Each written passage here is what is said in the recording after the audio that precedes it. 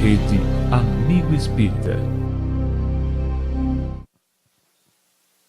Boa noite para todos, caros amigos e amigas.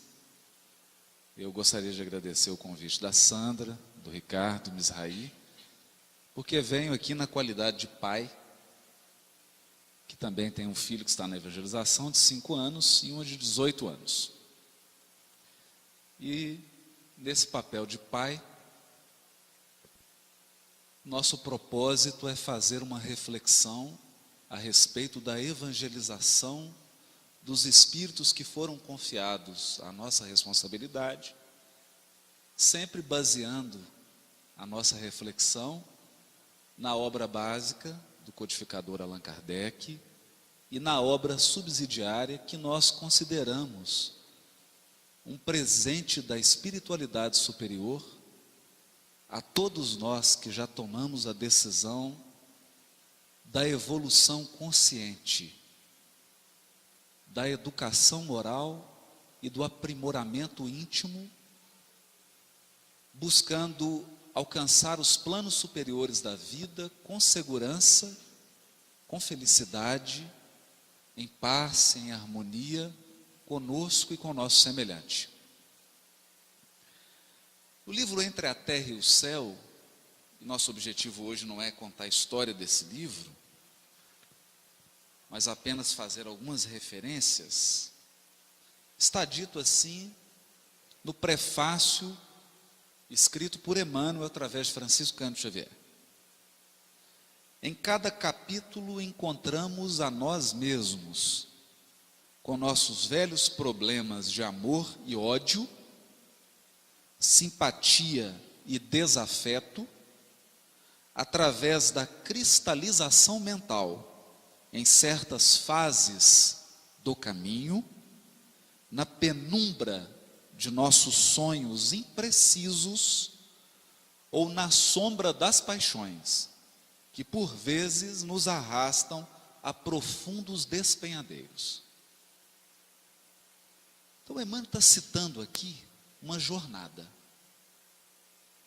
E quando nós tomamos contato com a doutrina espírita, algo acontece dentro de nós, da nossa mente, que nós somos convidados a enxergar a vida de uma perspectiva muito mais ampla. Porque a grande beleza da vida não se restringe mais a um intervalo de tempo que vai do berço até o túmulo. Com a doutrina espírita nós aprendemos que berço e túmulo são estações inúmeras de uma viagem muito mais ampla. É isso que nós aprendemos. De uma viagem muito ampla. A viagem do espírito imortal. De modo que nós podemos dizer que a doutrina espírita amplia os problemas. Se você achou que tinha problemas, ao se tornar espírita, você multiplica por 1000. Porque a maioria das pessoas dorme um sono gostoso, que é o sono da carne. E acorda de uma ilusão dolorosa ao desencarnar. Então não é nenhum sentimento de masoquismo do espírita, é que o espírita prefere acordar enquanto está encarnado. Prefere caminhar de olhos bem abertos. Essa é a proposta da doutrina. E quando ampliamos a nossa visão, amplia-se também a nossa responsabilidade.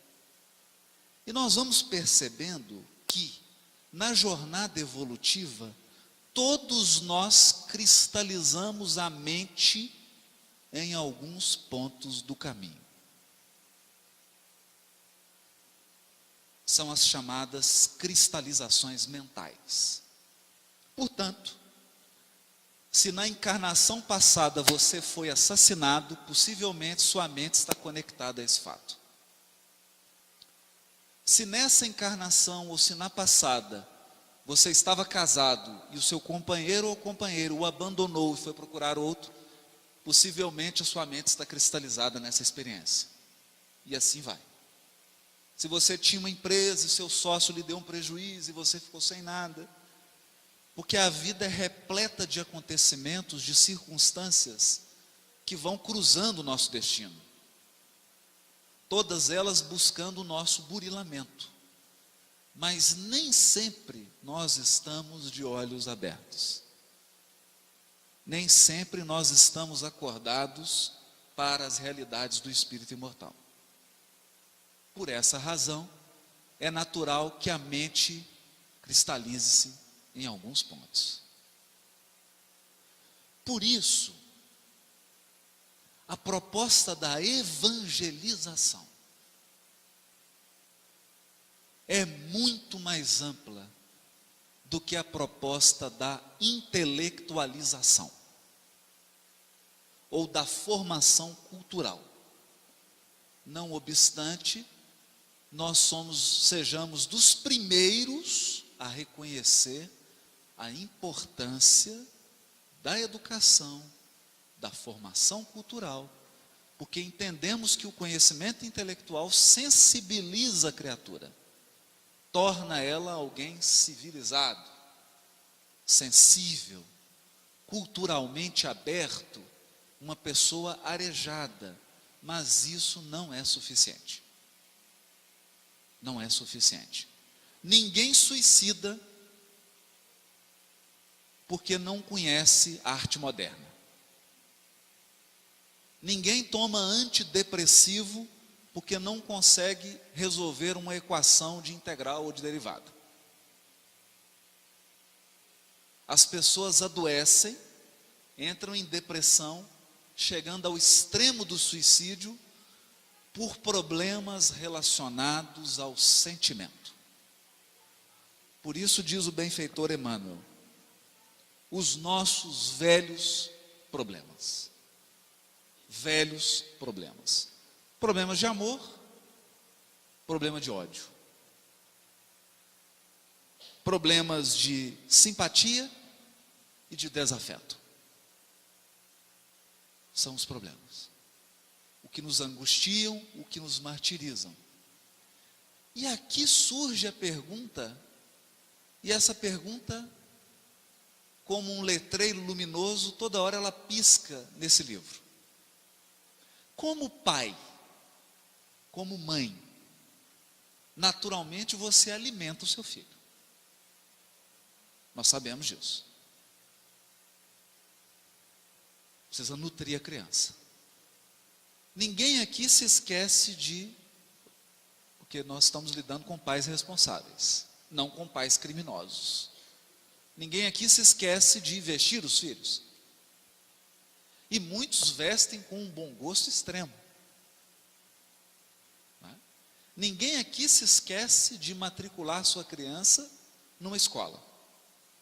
Há mães que gastam semanas pesquisando a escola, conversando com a professora, sabendo qual que é o método pedagógico, se inteirando das atividades. Por quê? Porque todos querem um filho saudável, educado, preparado para um mercado profissional, um filho que tenha condições de resolver-se, de alcançar a sua independência econômica, a sua independência financeira. Mas por que os pais não esperam que com 18 anos o seu filho vai ser um usuário de crack? Por que os pais não esperam que com 25 anos seu filho vai ter uma eclosão, um surto psicótico? Ou que a sua filha, depois de ser abandonada pelo marido, vai suicidar-se? Por que a nossa sociedade não se preocupa com a educação do sentimento? Com a formação moral? Por que essas questões são sequer mencionadas nos programas educativos? Essa é uma reflexão que a reunião de pais da evangelização da infância nos convida a fazer. Nos convida a fazer. Não mais de uma perspectiva religiosa tradicional. Porque antes nós sentávamos nos bancos da igreja para saber o que deveríamos vestir e o que não deveríamos vestir. Se a saia deve ser para baixo do joelho, ou se deve ser quantos palmos para cima. Quando se falava em religiosidade, em educação moral, nós estávamos preocupados com normas de etiqueta social. O que comer, o que vestir, o que falar, como se comportar, ou como fingir que somos alguém em conexão com Deus. Hoje, os bancos da casa espírita, todos fazemos reflexões mais profundas. Mais profundas. A nossa reflexão passa por como ensinar o seu filho a ser prejudicado por alguém, mas não afogar-se na mágoa. Como ensinar o seu filho a sofrer uma grande frustração decorrente de uma expiação e manter-se sereno e confiante em Deus. Como ensinar seu filho a controlar os seus próprios desejos, para que esses desejos não sejam causa do comprometimento da sua encarnação. São questões graves, são questões muito sérias, porque aqui nós estamos tratando do espírito imortal. Então esse é o nosso foco. Já que esse é o nosso foco, nós vamos entrar, que até agora foi só a introdução, nós vamos entrar na reflexão. O livro já começa assim, capítulo 1, em torno da prece. E é curioso isso, porque nós acreditávamos que prece era ter um objeto na mão e ler alguma, né? Ler uma sequência de frases. E o livro começa com o ministro Clarencio dizendo o seguinte: todo desejo é manancial de poder. Está no capítulo 1 do livro Entre a Terra e o Céu. Quando eu li isso aqui, eu me perguntei, será que eu ensino isso para o meu filho de 5 anos? Será que eu fui capaz de ensinar isso para minha filha de 18? Todo desejo é manancial de poder. O desejo é uma força poderosíssima. Tudo que você deseja virá ao seu encontro. Eu não estou dizendo que é agora, porque nós estamos falando de espíritos imortais. Tudo que você deseja virá ao seu encontro. Mas engana-se profundamente quem acha que o ser humano só deseja coisas boas.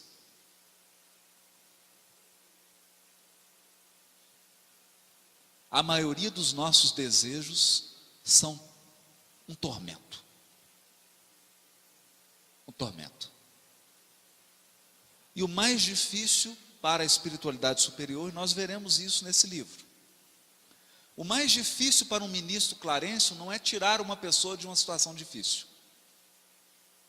O mais difícil é fazer com que essa pessoa pare de desejar essa situação difícil.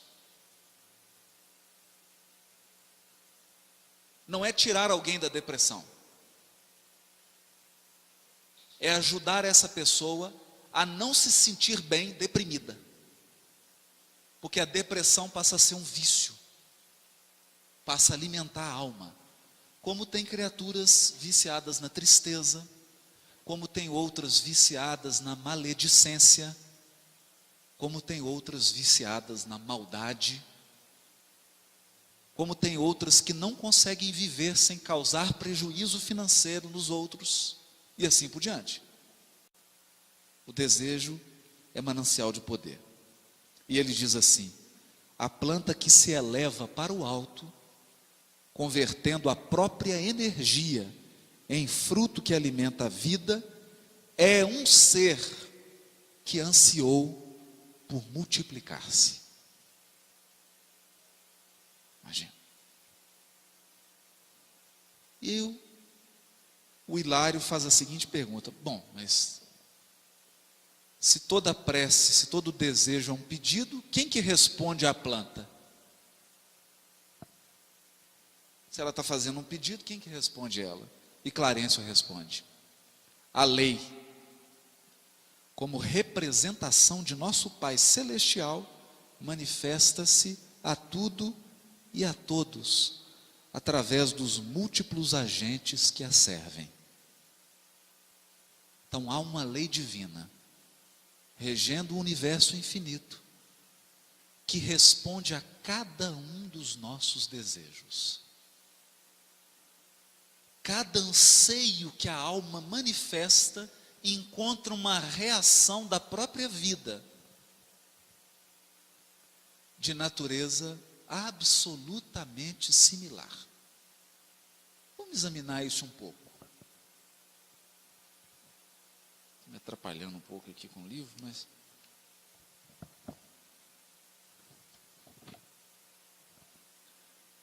Clarencio prossegue. Em nome de Deus, as criaturas, tanto quanto possível, atendem às criaturas. Atendem às criaturas. Olha que interessante isso.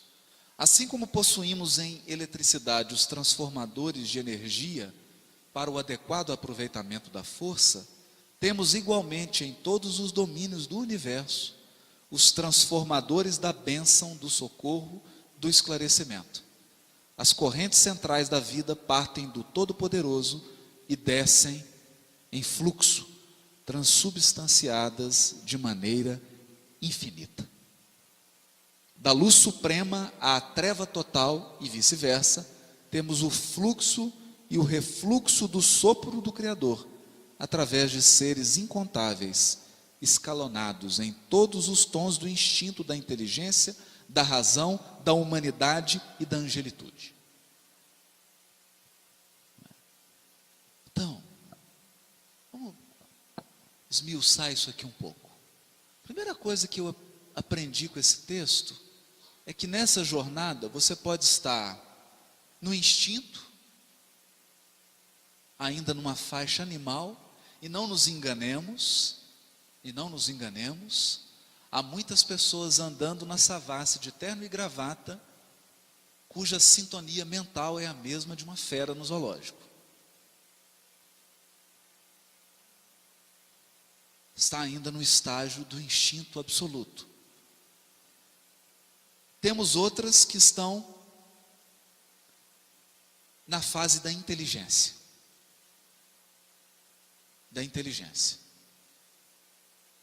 Podem portar títulos de mestrado, doutorado, títulos acadêmicos, mas emocionalmente são infantis.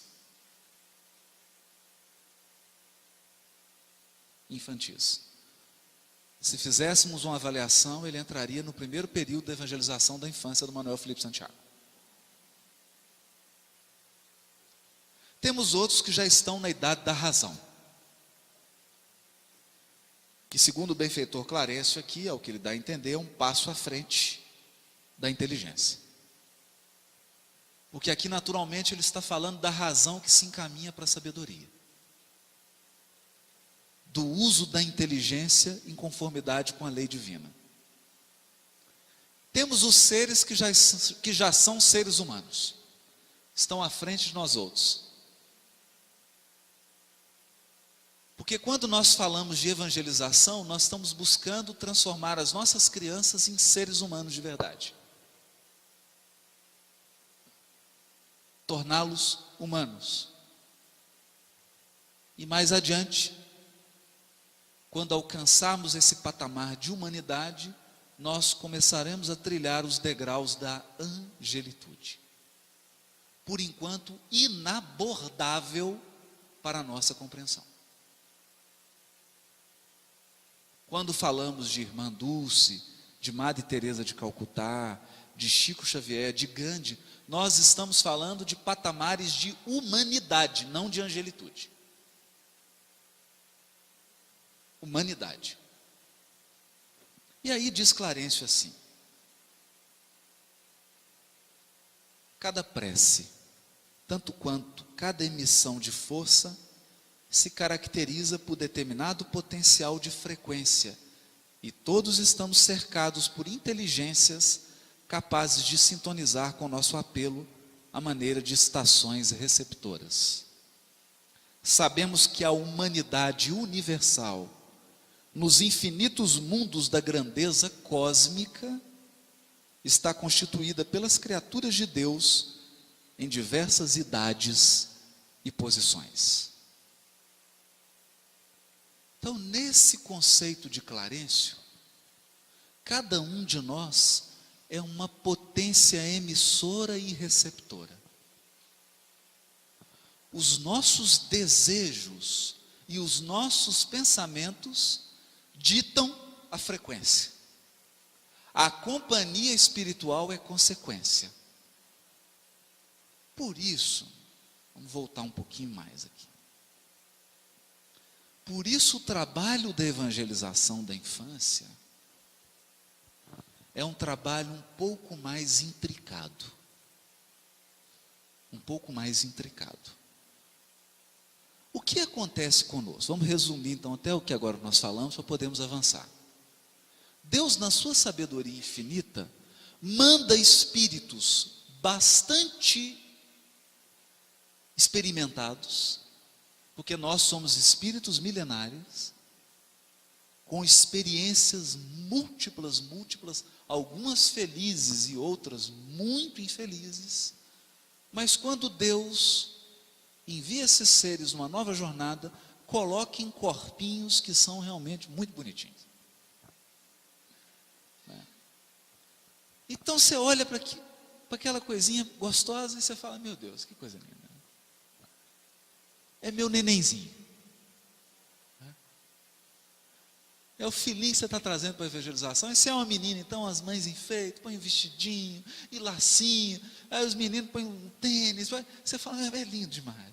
Oh meu Deus, e os pais ficam babando, né? E os filhos indo para a evangelização. E é bom que seja assim. É bom que seja assim. Porque se nós tivéssemos acesso a 10 reencarnações anteriores dos nossos filhos, poderia sermos tomados por um desânimo geral no que diz respeito à tarefa da maternidade.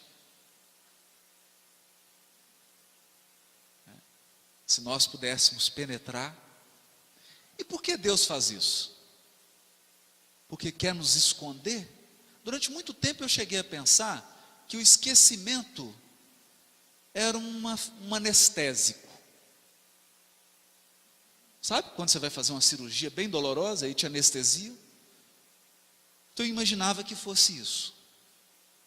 Você reencarna e é anestesiado para que não doa muito. Mas não é isso. Não é isso. O esquecimento é o maior convite de Deus à renovação. E ninguém renova se não parar de olhar para trás.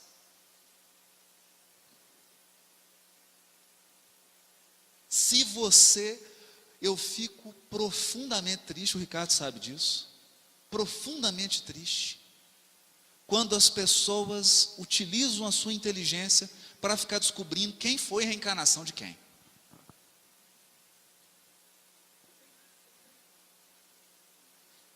Porque isso é reavivar a cristalização.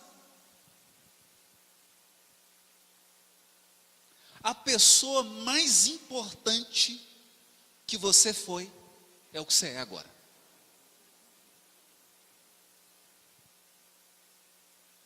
É o que você é agora. Porque acredite, você era pior. Sim. Nós estamos numa jornada evolutiva. Aprendemos no livro dos Espíritos que não existe retrocesso. Então você é melhor do que ontem. Isso significa que nas reencarnações anteriores você era pior do que é hoje. Eu não quero conhecer você antes. Eu prefiro você agora. Com todos os seus defeitos e com todas as suas qualidades. Cristalização mental. Cristalização mental. Portanto, recebemos a bênção do esquecimento, recebemos uma criança num corpinho pequenininho que vai se formar. Para quê? Para que a todo momento esse espírito que nós recebemos como filho, receba um convite da renovação.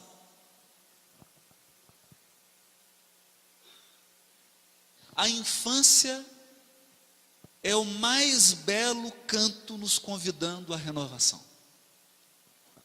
Você renova o corpo, você renova muita coisa. E a todo momento o reaprender, o voltar a andar, o voltar a falar, o aprender de novo, é uma maneira de fazer tudo diferente. A pergunta é,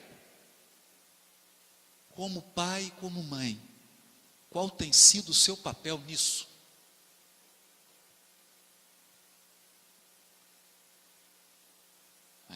Porque nós estamos falando de evangelização de almas.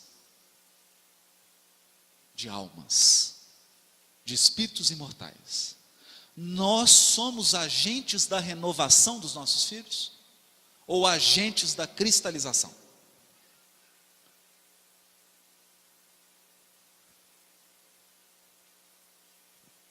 Essa é a pergunta. Toda vez que entra uma criança aqui para a evangelização da infância, entra uma família e uma história espiritual junto com ela.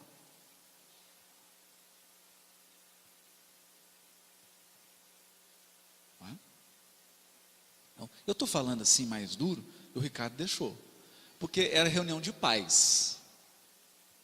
Ele falou, não, é reunião para pais, então você pode falar mais duro.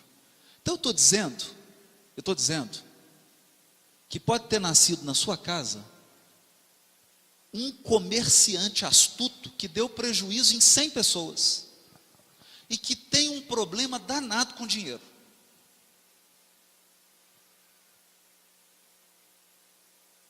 Pode estar na sua casa alguém que já suicidou 10 vezes e que é um espírito muito propenso à depressão e ao suicídio. Pode estar no bercinho da sua casa uma criança encantadora que traz desvios na área da sexualidade de 2, 3 mil anos e que nessa encarnação vai encontrar com 150, 200 companheiros das encarnações passadas. O que vai ser? Alguns eles já começam a encontrar na evangelização.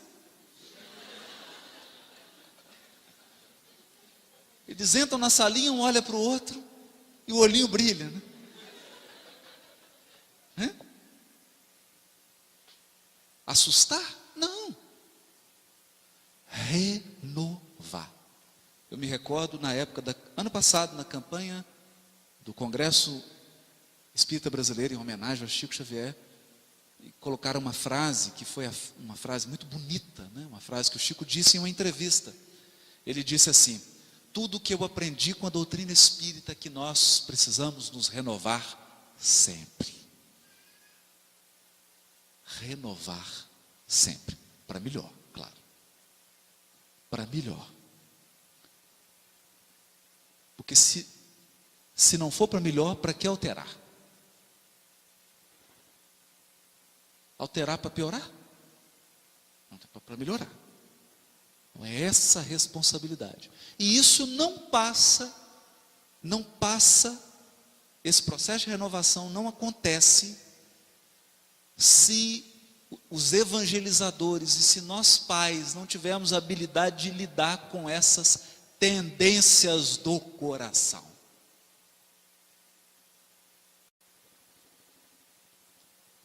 Impulsos e desejos que a criança manifesta. Pendores, características que são dela.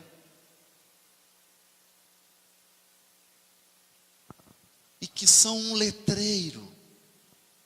Às vezes só a gente que é pai e mãe não enxerga, né? Só a gente que não enxerga. O melhor treino, às vezes, é trocar de filho por um dia, né? Porque você cataloga em meia hora todos os defeitos do filho do seu colega. Mas não somos capazes de identificar um ou dois do nosso. Porque a criança estampa. A criança pede o concurso para a renovação. Imagine, se eu desencarnasse hoje, fosse nascer daqui 5 anos, tivesse a oportunidade de conversar com os meus pais, eu ia ter uma conversa muito franca, muito tensa com eles. Eu só ia pedir para eles o seguinte: pelo amor de Deus, não me deixa cair de novo. Eu quero acertar dessa vez. E eu queria contar com você, mãe, com você, pai, como parceiros nessa minha jornada de aperfeiçoamento. Esse aqui sou eu, está aqui, ó. Esse aqui sou eu. E quem sou eu? Página 84, capítulo 10 do livro Entre a Terra e o Céu.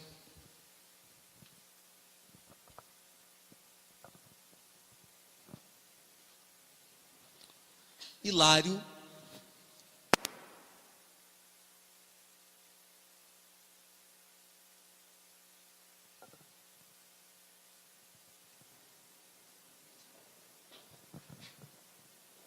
vira para Clarencio, e quando fala das crianças que morrem de meningite, das crianças que desencarnam com acidente, das crianças que manifestam um câncer em tenra idade, e de todas as que nós encarnados chamamos de tragédias, que ocorrem a seres muito pequenininhos e muito bonitinhos, e que a gente se questiona por quê.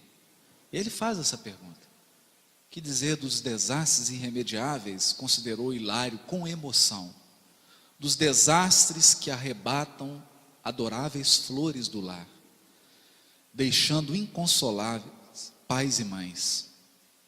Por vezes numerosas, procurei respostas às terríveis inquirições que nos atormentam, perante corpinhos dilacerados nos hospitais de sangue, sem conseguir ausentar-me de escuro labirinto. Então, o Hilário aqui representa bem esse encarnado que só consegue medir a vida por aquilo que acontece com o corpo. Nós avaliamos a vida pelo que acontece com o corpo.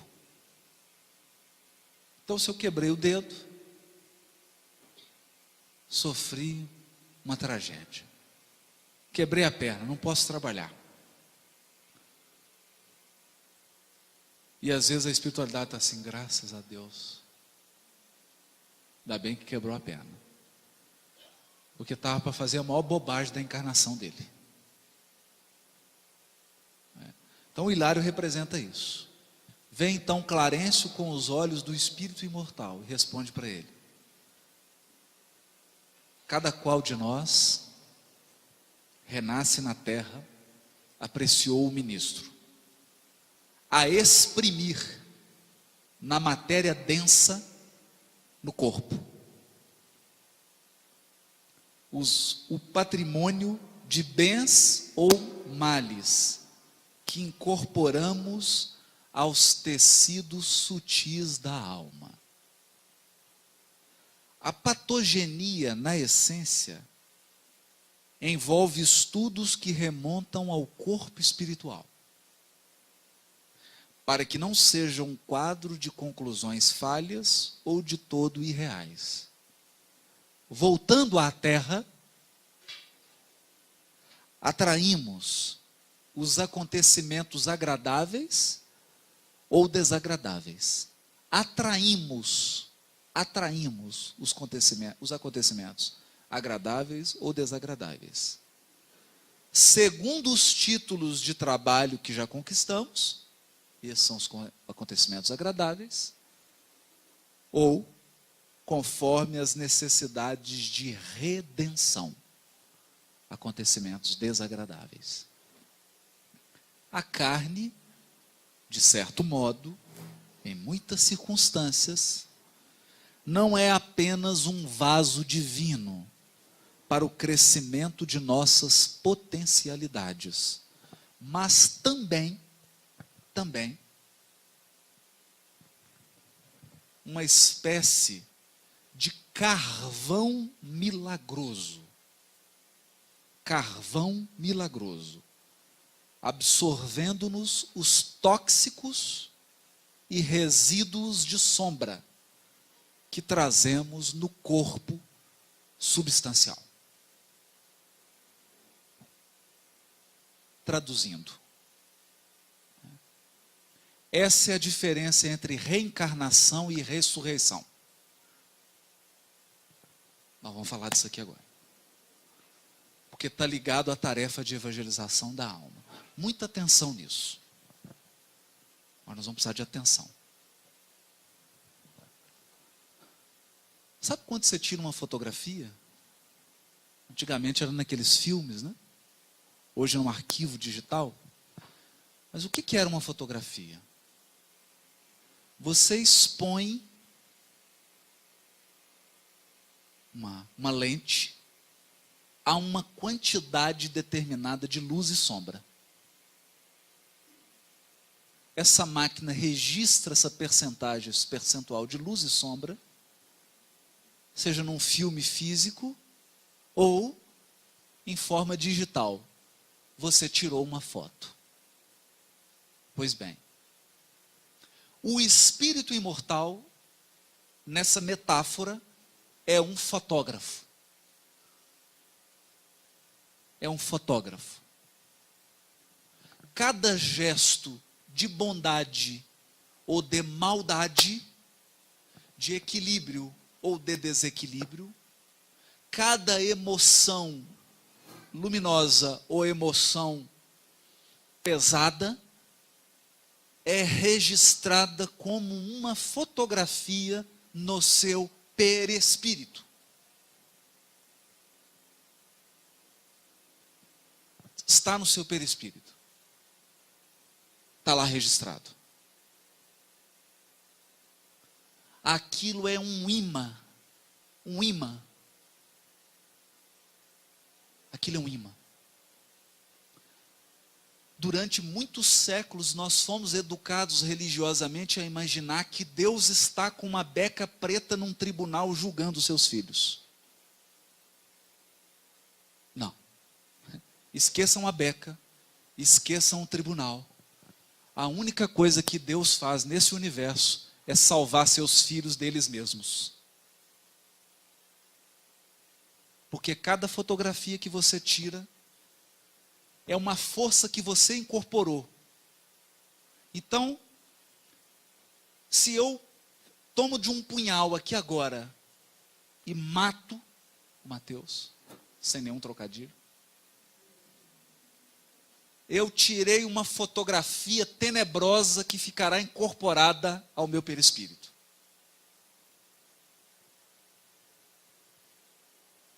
Por um mecanismo absolutamente sábio da lei divina, eu emito ondas de assassinato, onde eu estiver.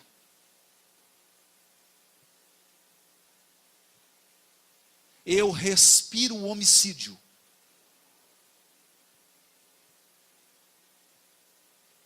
É isso. Aqueles que lesaram financeiramente os outros, eles emitem ondas de lesão. Ele pode parar, tem 500 carros parados aqui, o dele é que o vidro vai ser quebrado.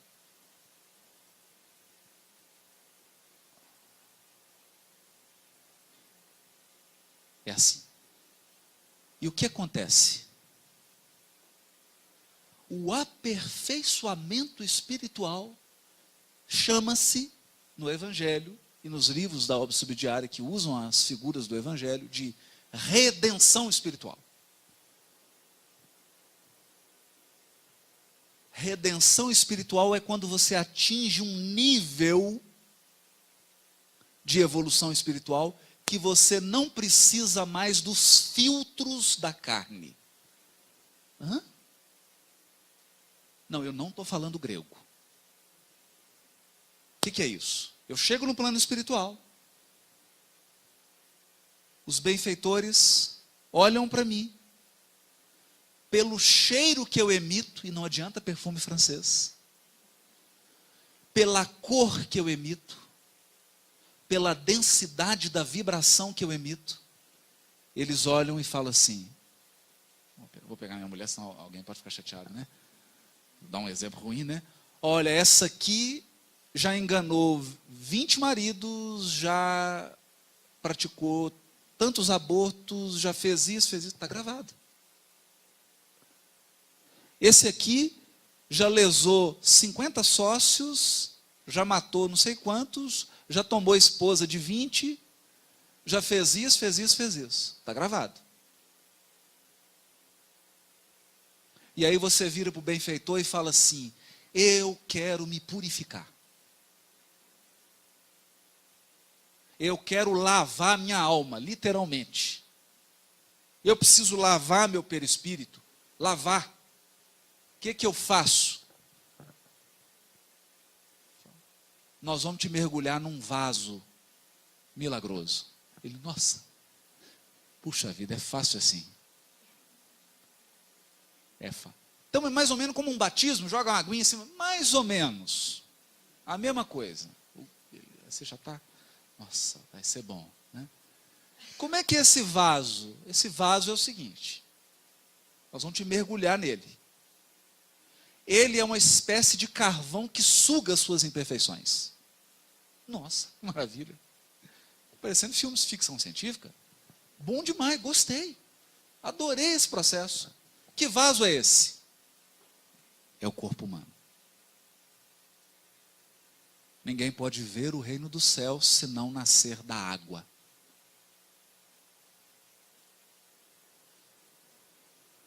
Aí vem aquele espírito e os pais estão bonitinhos, ele vem com a paralisia cerebral. Aí os pais entram aqui na casa espírita e choram quando conversam com a gente. E a gente fala para eles, solta foguete e faz uma festa. Porque o perispírito do seu filho está sendo limpo. O espírito do seu filho está sendo purificado. É isso que Clarence está falando.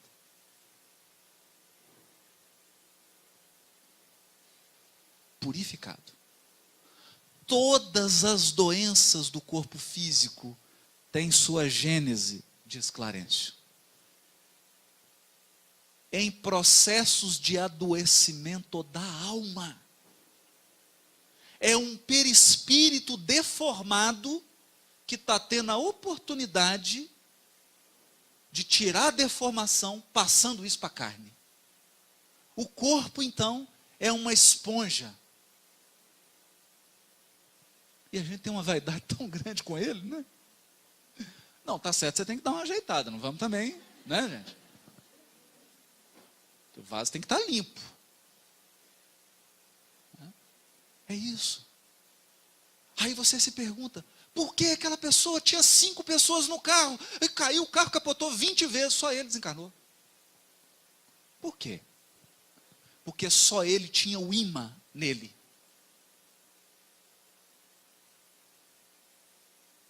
As 50 carros estacionados no Mineirão, aquele foi arranhado. Coincidência? Será que o criminoso, quando decide fazer a maldade, consegue fazer com qualquer um? Será?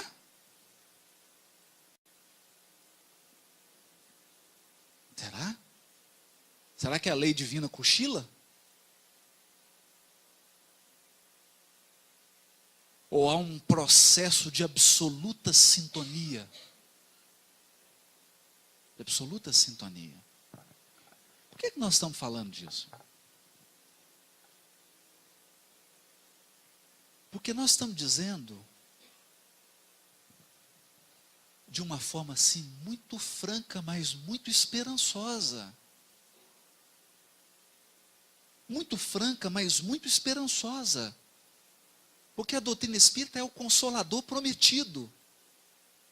Então, se ela não nos deixa dormir. Talvez se você quiser dormir, não vai ser aqui. Mas ela também não nos deixa desconsolados. Entende? O trabalho da paternidade e da maternidade se amplia. Eu passo a ver meu filho como um irmão com o qual eu me comprometi a ajudá-lo nesse processo de limpeza espiritual que ele está inserido, tanto quanto eu. Me recordo do ano passado, quando fui a Goiás, encontrei um casal de amigos maravilhosos e tinham acabado de perder uma filha de 22 anos num acidente. Uma moça que ajudava na Federação Espírita de Goiás, que trabalhava, eu a conheci, almocei com ela no encontro, uma moça linda. Era a alegria da casa, né? Por causa do sorriso aberto, do jeito expansivo dela. E, no entanto, uma semana antes, ela mandou uma carta para as melhores amigas se despedindo. Na mocidade espírita, ela disse que iria desencarnar cedo e que seria através de acidente. E ela desencarnou no dia do aniversário do pai e deixou um bilhete para o pai e para a mãe, dizendo adeus para eles. E agradecendo por tudo que eles fizeram.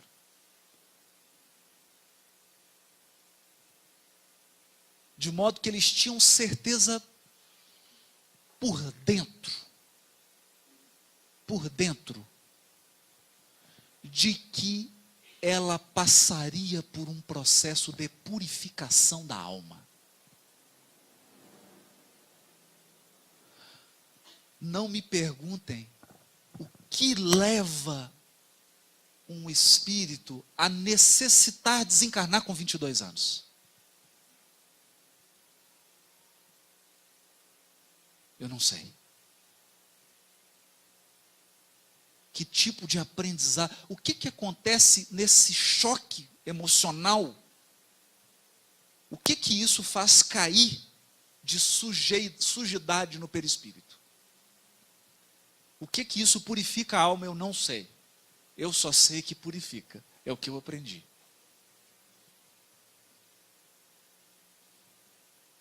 É o que purifica.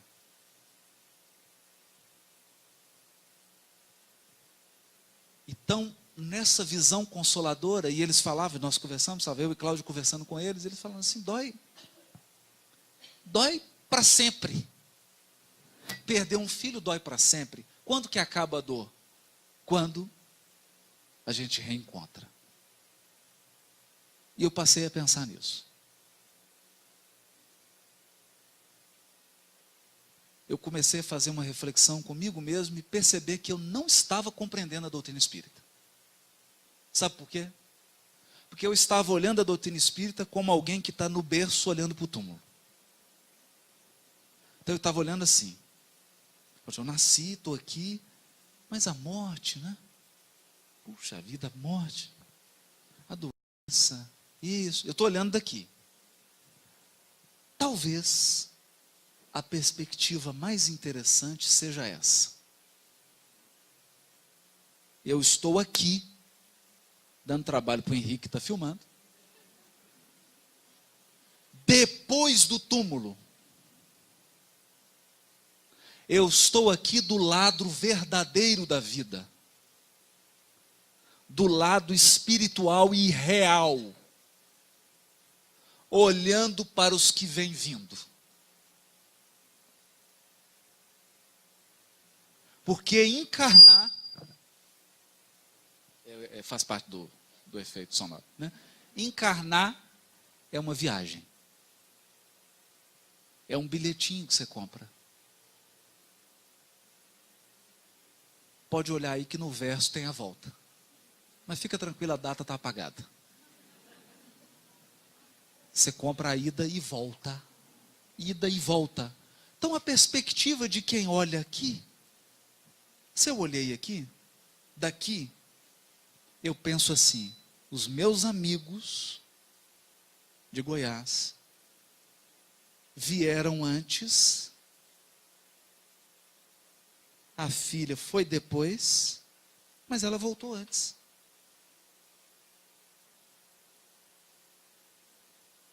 E eles vão voltar. A questão não é voltar antes ou depois, todo mundo vai voltar. Pode contar isso? Pode dar essa notícia aqui? Todo mundo aqui vai desencarnar. Então todos aqui vão voltar.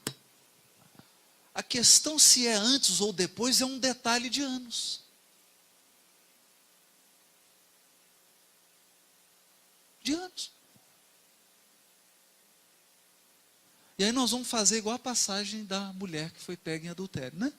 Os mais velhos saíram antes. Eu convido aqui os que têm mais idade no corpo físico a pensarem. O que é que são 40 anos, 50 anos?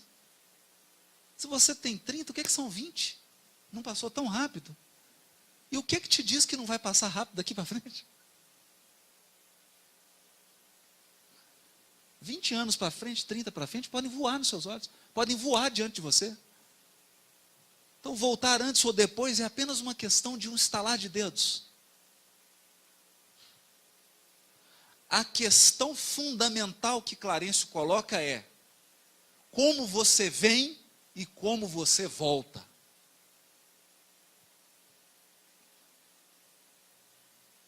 Você vai voltar. Querendo ou não querendo. Gostando ou não gostando. Como vai voltar? Como que o filho que foi entregue para nós vai voltar?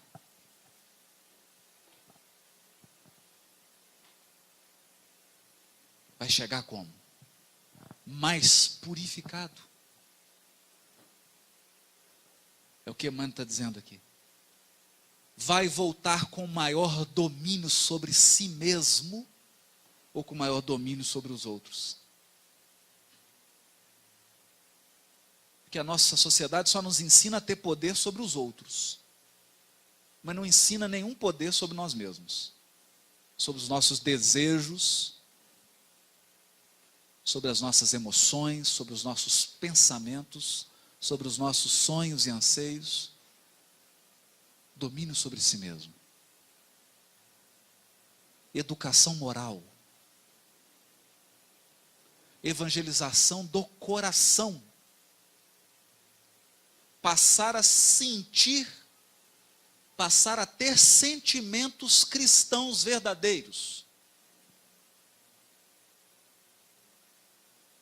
Essa é a tarefa grandiosa da evangelização da infância. E essa é a tarefa infinita da maternidade e da paternidade. Reestruturação, formação de espíritos, para as realidades eternas, não para as realidades efêmeras. Com isso, quando nós enxergamos esses valores, o que acontece? Nós vamos desvalorizar os recursos da terra, mas que isso seria ingratidão. Desvalorizar o corpo físico, desvalorizar os recursos materiais, desvalorizar as oportunidades de trabalho, e tudo que existe no mundo material é ingratidão. Porque todos os recursos estão aqui para favorecerem o nosso aprimoramento. E acreditem, por mais que pareçam enormes, os recursos que existem na Terra são um grãozinho de areia diante das riquezas do universo infinito.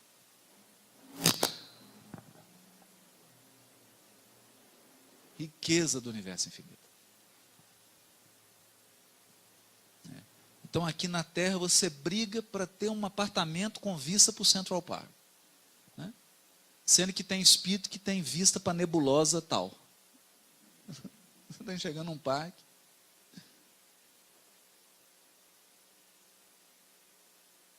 É uma riqueza imensa.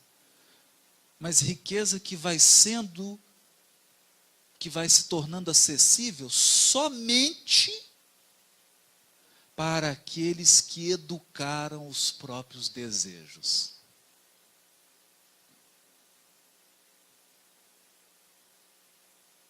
Educaram os próprios desejos. Sabem desejar e sabem satisfazer os desejos sem causar mal aos semelhantes. Sabem entender que ninguém tem primazia sobre os outros na satisfação dos desejos. Todos temos direito à felicidade, todos temos direito à espiritualidade, direito aos bens da vida. Essa é a lição de Jesus. Essa é a lição de Jesus. Por isso Chico dizia que ele ficava muito preocupado quando via crianças pequenas e os pais davam um lápis, alguma coisa para desenhar, um papel, e eles viam essas crianças rasgando numa agressividade, porque ficava preocupado que os pais não estavam percebendo o seu verdadeiro papel de educadores do espírito.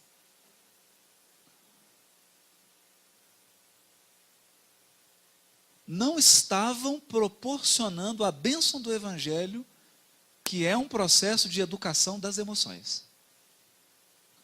Eu disse educação das emoções, porque graças a Deus, nós já saímos dos processos religiosos de proibição. Não pode fazer isso, não pode fazer aquilo, não pode fazer assim, não pode vestir isso, não pode isso. Nós já temos maturidade espiritual suficiente para, acompanhando Emmanuel, dizer, não proibição, mas educação. Educar. Educar. Sem o Evangelho, eu não vejo como. Eu não vejo como. Eu já vi pessoas invernizadas. É diferente.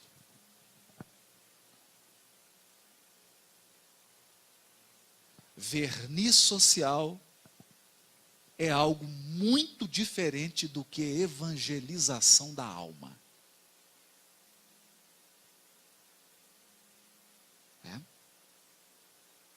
Porque a evolução do espírito não é medida pela etiqueta que você tem. Conquanto isso seja importante. Civilização, educação, etiqueta, isso é muito importante. Muito importante. Esse país seria outro se tivesse um pouquinho mais. Mas não é suficiente. Não é suficiente.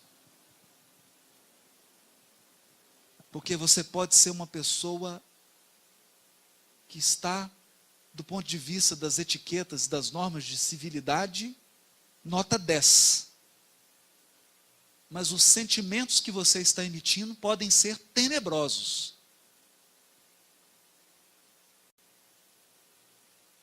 Então existe formosura física e formosura da alma.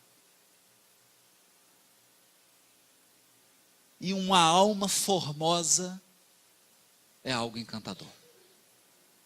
Encantador.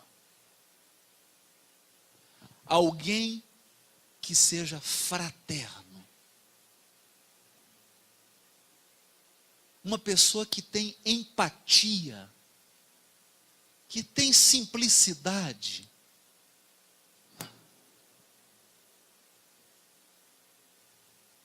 que é capaz de perdoar, que é capaz de relevar os defeitos, é de fato uma alma formosa. Uma alma formosa. Uma alma em que o Evangelho deixou de ser um livro, e passou a ser um roteiro. Um roteiro. A coisa mais bonita que eu considero hoje, a experiência mais bonita com relação ao Evangelho, depois de ler o Evangelho em grego, de ler em inglês, em português, em tudo quanto é língua, em manuscrito, em tudo, a coisa que mais emociona, me emociona hoje, é ler o Evangelho em alguém.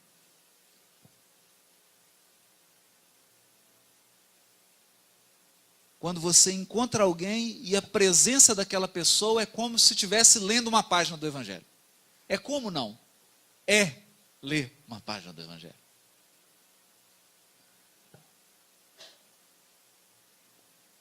Porque, como dizia o Honório, o Evangelho sai de fora e passa a viver dentro. Eu tenho certeza que esse é o desejo dos amigos espirituais que dirigem essa casa quando uma criança é colocada sob a responsabilidade deles. O maior desejo deles é que essas crianças que estão lá, inclusive meu filho, consigam expressar o Evangelho na alma delas. Consigam expressar uma espécie de formosura espiritual que só as almas evangelizadas têm. Eu disse evangelizadas, eu não disse cristianizadas ou cristãs. Isso é outra história. Você pode ter um budista evangelizado, pode ter um muçulmano, porque o Evangelho é de Deus. O Evangelho é código moral divino, não de nenhuma religião. E esse é o desejo dos amigos espirituais aqui. A pergunta e o convite é: esse é o nosso desejo para os nossos filhos? Se esse é o nosso desejo para os nossos filhos, o que nós temos feito de concreto para que esse processo se efetive? Qual tem sido o nosso papel em transmitir formosura da alma para os nossos filhos?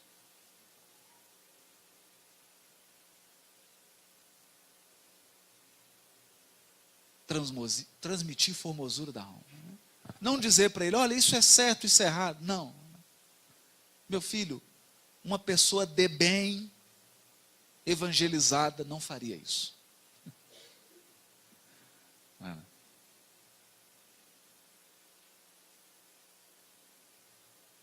Esse é o desafio e essa é a proposta. Lembrando também que nós estamos compartilhando. Deus não vai entregar para o Haroldo Dutra Dias a tarefa de formar um anjo, porque eu não tenho recursos para isso. De modo que nós recebemos os Espíritos que precisam das lições que nós já temos condições de transmitir. Não há pai, não há mãe melhor para o seu filho do que você. Porque esse processo de compartilhar valores do Evangelho não é uma palestra. Não é sentar aqui e fazer uma palestra para o filho. É um processo de magnetizar a alma. E se você não tem ligação com esse espírito, não adianta eu trazer um espírito de outro planeta aqui e colocar, porque você não tem ligação com Ele. Por isso que nós recebemos almas ligadas a nós. Porque sobre elas nós temos influência, nós temos acesso. Você tem aquela pulseirinha que te dá acesso. Porque isso foi construído através dos séculos. E aí nós terminamos com a lição de Clarencio. Somos transformadores da divindade. Deus é um sol infinito, mas nós podemos refletir, nem que seja um pouquinho, da luz divina. E hoje eu tenho plena convicção, estava conversando isso com o Fredinho, que luz é luz. Não importa se é a luz de uma vela, né? Luz é luz. Não tem que ficar acanhado se a luz é numa velinha. Já é luz. Já é luz. Muito obrigado pela paciência de todos e muito obrigado por compartilharem conosco essa oportunidade de estudar a obra de André Luiz. Porque nós não fizemos outra coisa aqui a não ser conversarmos sobre coisas que estão entre a terra e o céu. Muito obrigado. Rede Amigo Espírita, divulgando, instruindo e unificando.